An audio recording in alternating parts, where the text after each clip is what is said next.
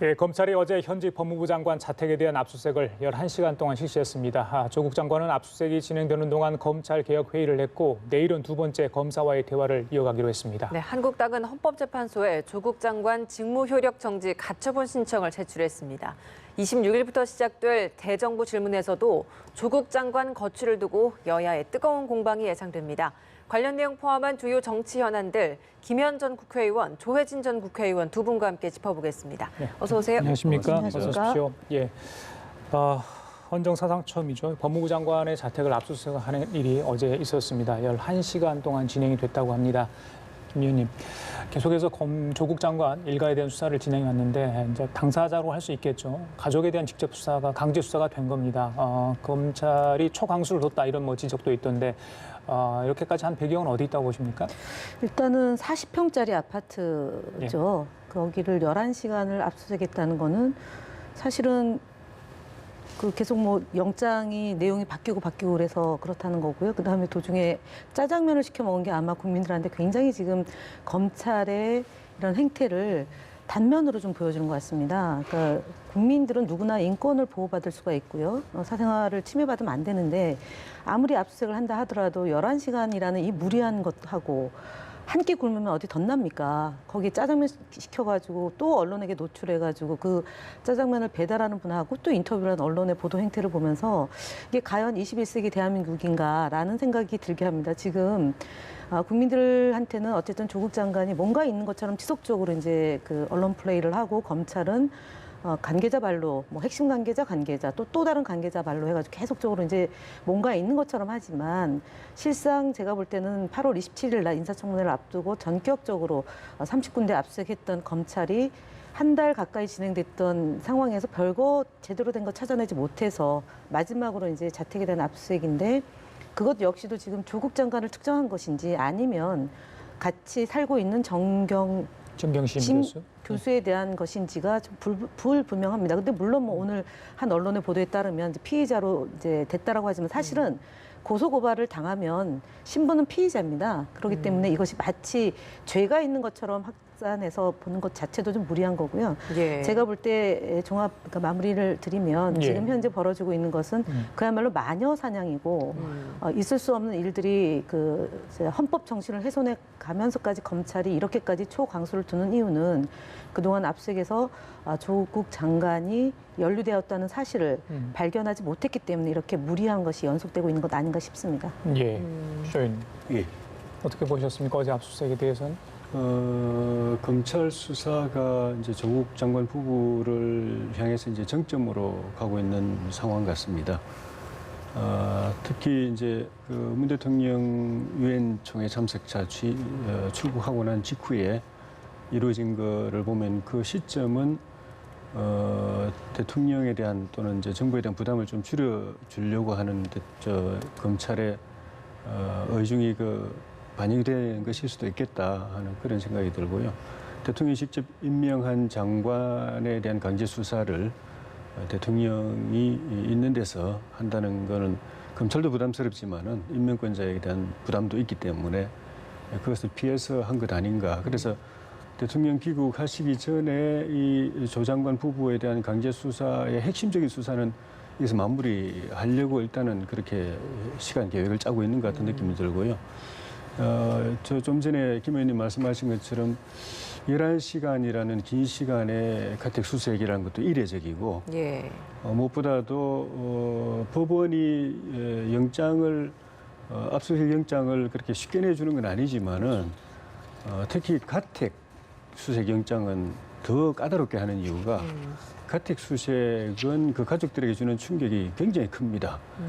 거의 11시간을 했으면 거의 이잡듯이 뒤진 거고 거의 한 가택을 초토화하는 거나 마찬가지거든요. 그래서 잘 안 해주는데 그런 법원이 현직 법무장관 가택 수색, 압수수색 영장을 그것도 중간에 또 보완해가면서 그렇게 발부를 해줬다는 거는 법원으로서도 어떻게 할 수 없는 확실한 혐의 입증이 됐을 가능성을 더 강하게 보여준다. 그런 측면에서 앞으로 조국 장관의 부인 정경심 교수에 대한 사법 처리 방향 또 조 장관 본인에 대한 피해자 소환 조사 이런 여부가 굉장히 중요한 사건의 쟁점이 될 것 같습니다. 예. 제가 하나만 말씀을 드리면 지금 검찰과 법원의 이 영장 발부가 마치 성역처럼 말씀을 하시는데 가장 크게 지금 국민들한테 정말 실소를 금치 못했던 사건이 2012년 9월 7일 날 그 위조했다라는 내용으로 수사 없이 기소했던 것입니다. 근데 이것이 공소장을 변경을 하는 거 아닙니까? 2013년에 위조했다라고. 그래서 허점이 너무 많은 수사가 진행되는 거고 영장을 남발하고 있습니다. 그래서 지금 국민들께서 혹시나 사실관계를 보지 않고 계속 쏟아지는 뉴스의 제목만으로 놓고 보면 검찰의 압수수색 영장이나 법원의 발부가 마치 지고지순한 것이냐 착각할 수 있어서 제가 말씀드린 겁니다. 가장 심각한 것은 기본적으로 고발하고 고소가 되면 고발 고소인을 먼저 조사를 하고 그다음에 피의자를 소환 조사하는 것이 순서 아닙니까? 이게 형법상 보장되어 있는 것인데 이번은 그런 것들 다 건너뛰었습니다. 그러니까 고발인과 고소인에 대한 조사, 특히 고발인 고소인은 주광덕 의원 뭐 예를 들어서 이현주 의원이 고발 고소한 거 아닙니까? 이분들에 대한 소환 조사 없이 그러니까 조사 없이 이루어지고 있다라는 점과 앞서 말씀드린 2012년 9월 7일 날 수사 없이 기소한 점, 이것이 이번 검찰 수사의 가장 큰 맹점이다라는 점을 다시 한번 강조드립니다. 예. 조국 장관은 이렇게 검찰이 자택 압수수색을 한 부분에 있어서 퇴근길에 강제 수사를 받았던 그 국민들의 심정을 좀 조금이나마 느끼게 된다라는 심경을 또 밝히기도 했고요. 그리고 네. 또 오전에 출근을 하는 길에는 그 인턴 증명서 발급과 관련해서 본인이 관여돼 있을 수 있다라는 일부 언론 보도에 있어서 악의적인 보도다, 뭐 법적인 조치도 취할 것을 검토하고 있다, 고려하고 있다 이런 부분에 대한 입장도 네. 밝혔거든요. 조 장관의 입장 표명을 좀 어떻게 들으셨습니까?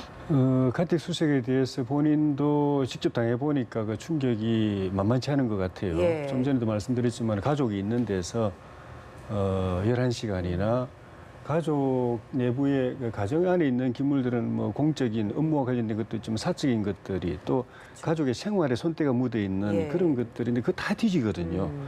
그리고 그거를 옆에서 지켜보자면은 이 심리적인 트라우마가 굉장히 큽니다. 그래서 한 번 가택 수색 들어가면은 그 가정이 사실 초토화된다고 해도 과언이 아닐 정도고, 그래서 일찍부터 이 가택 수색에 대한 압수수색에 대해서는 이 인권 침해 요소가 굉장히 크다. 그래서 이거는 뭔가 좀 개선이 필요하다는 이야기가 있었는데 그동안 잘 안 되어 왔어요. 특히 정치적 사건 수사 같은 경우에는 더 심했고, 그래가지고 지난번에 그 적폐 수사 과정에서 자살했던 변창훈 현직 검사 같은 경우에도 아침에 출근하기 전에 아이들이 학교 가기 전에 등교 준비하고 있는데 검찰 수사관들이 들이닥쳐가지고 아이들이 보는 데서 완전히 그래서 사실 가족들이 볼 때는 집안이 난장판 되는 거거든요.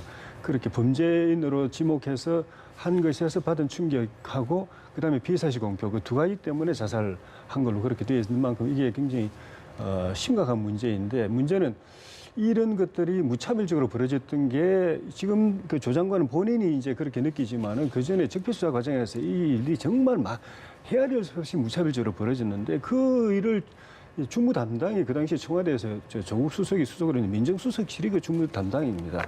근데 그때 사실은 이런 것을 이야기하면서 인권 개선 이야기하고 지켜야 될 선을 이야기하고 수사는 수사대로 하되 인권 침해되면 안 된다라고 해서 남발되면 안 된다. 검찰이 그 압수수색영장 함부로 청구하고 법원이 쉽게 발부하거나 하지 말아야 된다라고 그때 이야기했어야 되는데, 그때는 사실 그걸 방관하거나 아니면 방조하다시피 해놓고 본인이 이제 직접 당사자가 되니까 저렇게 말하니까 한편으로는 국민들이 이해를 하면서도 한편으로는 참 그 흔히 말하는 유체이탈 화법 아니냐 이런 식으로 공감이 안 되는 그런 부분도 있다. 그래서 이번에 본인이 그 경험했으면은 이런 부분을 앞으로 그 검찰 개혁하는데 수사 관행 개혁하는 데 있어가지고 많이 이제 반영을 해야 의미가 있다고 보여집니다. 예. 지금 이 부분에 대해서 다시 또 얘기를 해야 되는데 지난주에도 똑같은 얘기를 하셔서 제가 좀 그때의 수사 주체는 박근혜 정부예요. 그거를 명료히 하는 거 또 하나는 뭐냐면 그래서 검경 수사권 조정의 문제를 얘기하는 거고 검찰 개혁을 하겠다라고 했는데 정치권이 이 문제를 제대로 다루지 않아서 지금 선진화법으로 해서 검경 수사권 조정 문제와 공수처 법안을 처리하자라고 지금 제안되어 있는 겁니다. 자유한국당의 반대로 인해서 이것이 제대로 안 됐다는 점을 다시 한번 말씀을 드리고요. 지금 말씀드린 초토화된다라고 얘기하는 것은 정말 잘못된 거죠. 왜냐하면 특정해서 압수수색을 하는 거죠. 가택이라고 해가지고 부엌 뒤지고 뭐 화장실 뒤지고 다 아는 게 아니지 않습니까? 압수수색을 한다라면 예를 들어 컴퓨터면 컴퓨터일 것이고 아니면은 정경심 교수가 사용하는 컴퓨터면 예, 컴퓨터일 압수수색 겁니다. 목록이 따로 정해져 있기 있죠. 때문에 11시간을 압수수색했다는 것 자체가 무리한 겁니다. 마치 범죄가 아주 심대하게 있어서 11시간이나 걸린다라고 되어 있지만 지금 문제는 11시간이 아니라 한두 시간이면 끝날 줄 알았는데 계속 번복한 거잖아요. 수색 범위를 바꾸고 또는 특정한 것을 또 다른 특정으로 했기 때문에 11시간의 시간이 걸린 겁니다. 언론 보도에 따르면. 그래서 지금 얘기하는 것은 검찰도 무리한 것이고 법원의 영장 청구도 이례적으로 지금 하고 있다는 점을 다시 한번 말씀을 드립니다. 김 의원님, 조 장관도 지금 상황이 뭐 감당하기는 쉽지 않은 상황일 것 같아요. 미루어짐작한데 어제 압수수색이 진행되는 동안에 검찰 개혁 관련 대책 회의를 진행을 했다고 합니다. 내일은 두 번째 검찰과의 대화를 진행을 합니다. 천안지청을 방문한다고 하죠.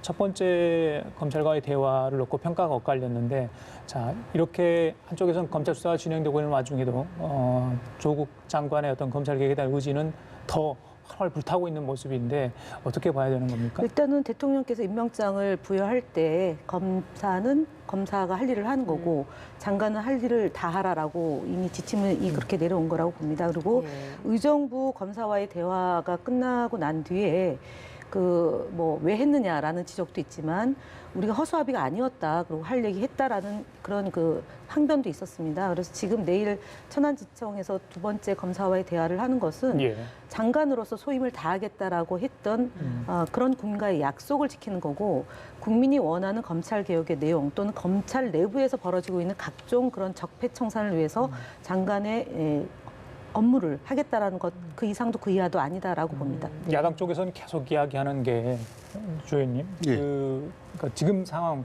가족들이 수사를 받고 있고 오춘 족관은 구속된 이런 상황에서도 이렇게 역할을 계속하는 게 온당한가, 그 지적을 하고 있거든요. 그 부분은 어떻게 보십니까? 그렇죠. 그래서 사실은 지명 당시부터 지명하면 안 되는데 이미 가족이 수사를 받고 있고 본인도 잠재적 피해자이기 때문에 그 자체가 임명하는 것 자체가 검사들에게 주는 압박감이 크다.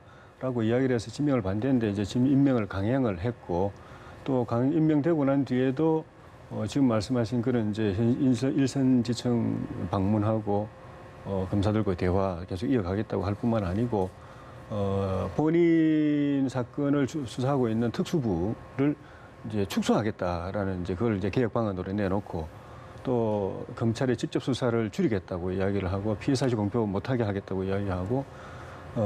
그 외에도 여러 가지 이제 방안들을 이야기를 하고 있는 상황이어서 인사권도 적극적으로 행사하겠다고 그러고 검사들이 가장 위축되고 사실은 예민한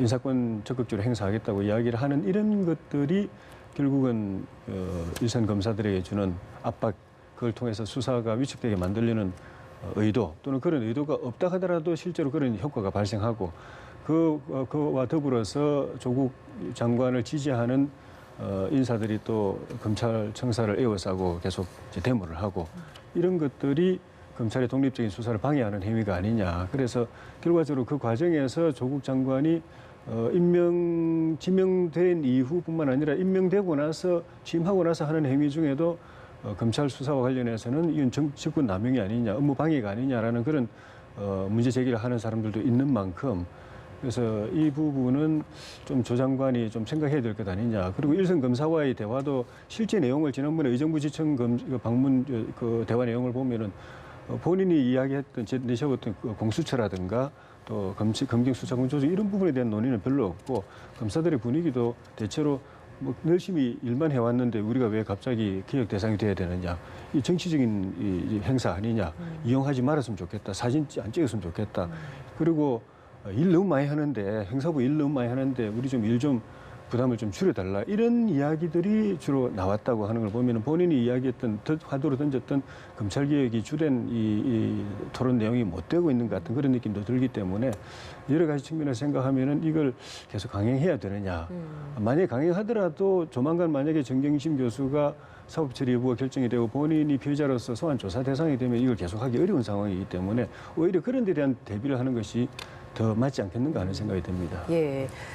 국회에서는 사실 이번 주 목요일부터 대정부 질문이 시작됩니다. 정기국회가 본격적으로 일정이 시작이 되는 건데 야당에서는 계속해서 조국 장관과 관련된 대정부 질문도 진행할 것 같습니다.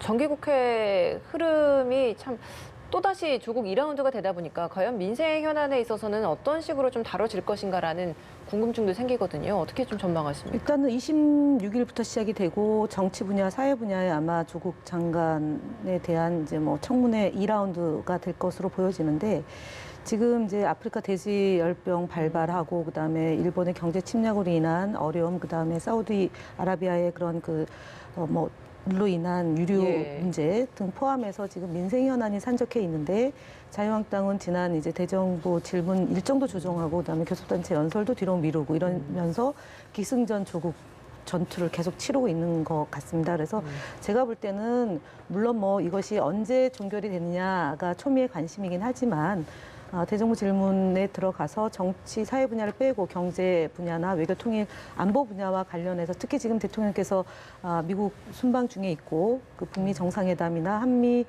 정상회담 등 이런 것들이 좀 가닥이 좀 잡힌다고 치면 찬바람이 불면 조국 내전도 조금 수그러들지 않을까 싶습니다. 지금 사실은 뭐 재탕, 삼탕에 해가지고 그릇까지 태워 먹는 수준 아니겠습니까? 그다음에 저수지에서 물을 빼가지고 물고기 몇 마리가 있는지를 보는 그런 형국이라고 보고 제가 볼 때는 조국 장관을 계속 공세를 하지만 사실 새로운 것은 별로 없는 거고요. 조국 장관하고 직접적으로 연관이 되어 있지 않기 때문에 대통령께서도 임명까지 했던 거라고 저는 보여지고요.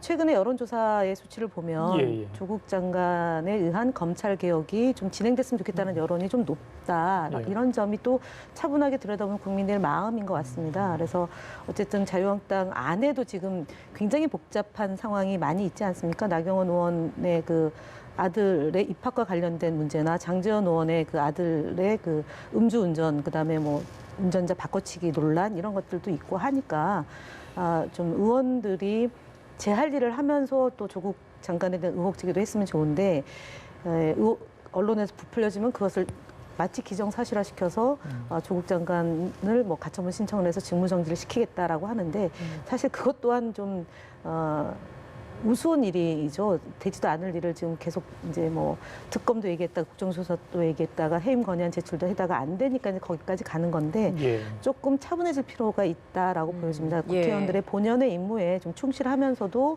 의혹 제기를 하는 것 이렇게 좀 순서가 뒤바뀐 일을 계속 보고 있는 국민들 입장에서 좀 짜증나지 않을까 싶습니다. 정기국회 일정 중에 국정감사도 예정돼 있잖아요. 10월 1일부터 20일까지 진행되는 거죠. 정무위에서 이제 국감을 할 때 증인 채택에 조국 장관 사모펀드 관련된 의혹들과 관련해서 증인 채택을 좀 신청을 했는데 여당은 지금 반대를 하고 있잖아요. 아니 반대라기보다는 지금 감옥에 계신 분들도 있는 거 아닙니까? 그분들이 나올 리가 만무하고요. 본인도 방어권이 있는데 자유한국당이 지금 그런 일을 하는 것이 제가 볼 때는 그야말로 억지에 불과하다라고 봅니다. 그러니까 기소되어 있거나 검찰 조사를 받거나 아니면은 감옥에 있는 분이 나와서 자신에게 불리한 진술을 할 리 만무인 거고요. 지금 상임위가 사모펀드 상임위가 아니지 않습니까?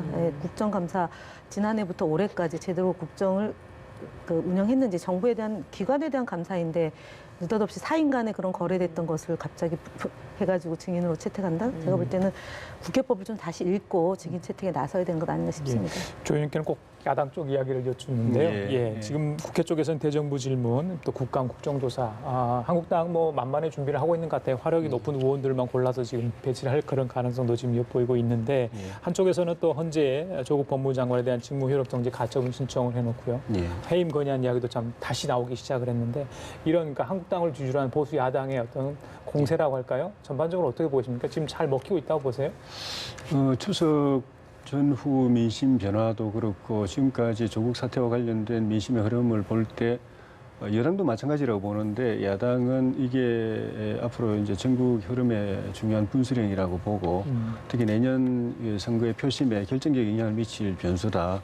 이거는 여당도 똑같이 느끼는 것 같아요. 뭐 입장은 서로 틀리지만은 반대 입장에서 보는 거지만은 그래서 이 문제를 이번 정기국회에 중요한 이슈로 집중을 하는 것 같고 대정부 질문뿐만이 아니고 법사위를 포함한 관련 상임위들 그리고 예결위 또 국정감사 이게 아마 조국 사태가 제일 핵심 이슈로 등장할 것 같고 그것을 위해서 핵 관련된 모든 상황에 대해서 만반의 준비, 자료 요청이라든가 증인 채택 이런 부분에 대해서 야당이 굉장히 적극적으로 하고 있고 반면에 여당은 이 부분 이제 사수해야 된다라는 그런 방침을 분명히 세우고 여당 지도부부터가 그 부분에 대해서 이제 철통 방어를 하고 그 수사 주체인 검찰을 이제 비난하는데 이제 초점을 맞추고 있고 그런데 문제는 추석 민심에서 나타났지만은 이 부분이 여당에게 굉장한 악재로 야당에게는 호재가 될 수 있겠지만 여당에게는 내년 선거에서 최대 악재가 될 수 있다는 인식이 이제 확산되고 있고 그런 상황에서도 또 박용진 의원이라든가 또 금태섭 의원처럼 그런 데 대한 우려를 표명했다가 융단 폭격을 받는 의원들을 보면서 말은 이제 못하고 있는데 내부적으로는 심각하게 느끼고 있고 왜냐하면 선거를 앞두고 현장을 다니는 현역 의원들이나 원외위원장들 보면 바로 그게 느껴지고 있거든요. 표가 왔다 갔다 하는 게 느껴지고 그러니까 표가 뚝뚝 떨어지는 게 느껴지기 때문에 그게 자기 문제이기 때문에 당락의 문제이기 때문에 그 문제를 심각하게 다 받아들이는데 아직은 공개적으로는 이야기 못하고 있지만은 만약에 정경심 교수의 사법 처리가 결정이 되고 조 장관의 소환 조사 결정이 되면 이때는 아마 민심이 더 급속도로 악화될 거기 때문에 더 이상 이제 쉬쉬하고만 있지는 못할 것 같고 뭐 이제 공개적으로 여당 내부에서도 이야기가 나올 것 같은데 제가 조금 주목하는 거는 일부 보도인데 사실 확인을 제 입장에서는 확인을 하기 어렵지만은 문 대통령께서 그동안에 이제 추석 민심이나 이런 걸 이제 전반적 앞뒤 민심을 보면서 9월 7일쯤에 조국 장관 내정을 이제 철회하려는 생각을 가지고 있었는데 그때 조 장관 후보자가 문 대통령 만나가지고 이제 간곡하게 고소를 해서 반드시 내가 검찰 개혁하겠다. 그리고 내 힘이 없다라고 이야기해서 문 대통령의 마음이 흔들려가지고 결국은 9월 9일 날 임명했다라는 그런 보도가 있더라고요. 만약 그게 사실이라고 한다면은 문 대통령의 고민이 지금까지 이어지고 있을 가능성이 많고 검찰 수사 결과에 따라서는 다시 한번 문 대통령이 조 장관의 거취 문제를 놓고 또 고민을 해야 될 지점이 올 수도 있을 것 같고 그때 되면은 민주당 안에 내년 선거를 앞두고 있는 의원들의 목소리도 공개적으로 더 커져서 대통령이 쉽게 그런 결정을 할 수 있도록 하려는 그런 움직임도 있을 수 있다고 봅니다. 9월 7일 날 장관이 장관 내정자를 만났다는 것은 사실 아니다라는 걸 분명히 하겠습니다. 그다음에 검찰개혁의 필요성을 더 절감하고 있다라는 점 또한 말씀드리고요. 그다음에 이렇게까지 온 것에는 이런 거 아니겠습니까? 자유한국당이 고소고발을 하고 검찰이 전광석화처럼 30군데 압수수색을 하고 하면 분명히 검찰이 뭔가 쥐고 있기 때문에 장관 내정자에 대해서 저렇게 압수수색을 한다. 그러면 대통령께서도 쉽게 임명을 못할 거다라고 본 것 같습니다. 검찰과 또는 언론에서. 그래서 계속 때린 거죠. 한 사람만 팬다는 걸로 계속 때렸는데 물론 대통령의 지지율이 4, 5% 정도 빠진 건 맞고요. 더불어민주당 지지율도 2, 3% 빠진 거 맞습니다. 거기서 가장 중요한 것은 옳고 그름의 문제입니다. 지지율은 오를 수도 있고 내릴 수도 있습니다. 그리고 대통령의 지지율이 현재 45%대로 유지되는 것은 어느 정권보다도 탄탄한 기반이 있다는 것을 입증하는 것이고요. 촛불 민심으로 등장한 문재인 정부의 기반은 그야말로 그냥 당일치기 대통령으로 선출된 대통령이 아니다라는 점을 말씀드리고 지금 총선은 7개월 남아 있습니다. 그리고 자유한국당에는 현재까지 총선을 어떻게 치를지 컨트롤 타워도 제대로 작동이 안 되고 있고 얼마 전에 유석춘 그 자유한국당의 혁신위원장의 막말 파동까지 있습니다. 그래서 자유한국당이 언제 어떤 상황이 벌어질지도 모르고요. 친박, 비박, 반박의 논쟁도 분명히 있을 거고 우리 공화당도 뭐 연합 연대를 하느냐의 문제도 있고 바른미래당과의 관계도 있습니다. 그래서 지금 조국 대전은 그야말로 검찰 개혁과 법무 개혁을 하느냐 마느냐의 문제인 거지 내년 총선 때문에 이게 저희 더불어민주당을 지지하거나 국민들 속에서 당장에 내일 총선이 있는 것도 아니고요. 가장 중요한 문재인 정부의 검찰 개혁의 문제이기 때문에 이것은 대통령 공약이기도 하고요. 김대중 대통령과 노무현 대통령도 제대로 이뤄내지 못했던 수건 사업입니다. 그렇기 때문에 당장 총선을 염두에 두고 조국 장관의 거취 문제를 얘기하는 것은 우물가에서 숭늉 찾는 격이다라고 말씀드리겠습니다. 아까 전에 조 의원께서 여당의 분위기, 위기감을 느낄 수도 있다. 잠깐 그런 뉘앙스를 비치신 것 같아요. 그래서 김 의원께 바로 여쭤볼게요. 어제 조국 장관에 대한 자택 압수수색 이후에 그 무렵에 이제 여러 가지 당에서 회의도 한 걸로 알고 있거든요. 네. 오늘 보니까 민주당의 게시판에 인터넷을 통해서 여러 여론들이 쏙쏙 들어오고 있다고 하는데 할 말을 좀 해달라 이런 여론도 있다고 들었거든요. 어저께 이제 저희가 최고위원회 그러니까 공개 최고위원회 직전에 이제 압수수색한다라는 언론 보도를 봤던 거고요. 그다음에 공개 최고위원회 끝나고 이제 비공개 최고위원회를 개최를 했습니다.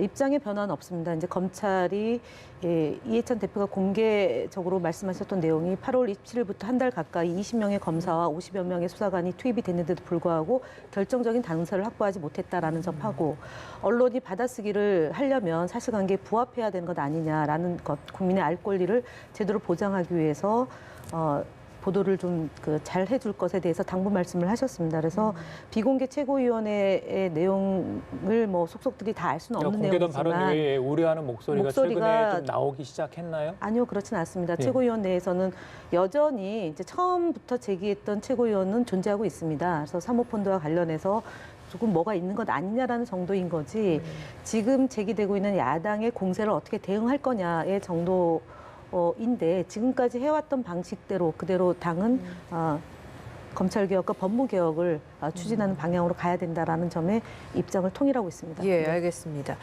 조 의원님께는 이 질문 좀 드려보겠습니다. 네. 황교안 대표가 류석춘 연세대 교수, 과거에는 이제 한국당 혁신위원장을 지냈던 인물인데 여기에 대해서 잘못된 발언이었다라고 또 비판을 직접적으로 또 했습니다. 류석춘 교수는 스스로는 뭐 매춘부 비하, 뭐 매춘부라는 발언은 아니었다라는 입장문을 밝히면서 해명을 하긴 했는데 이 논란에 대해서는 좀 어떻게 바라보고 계십니까?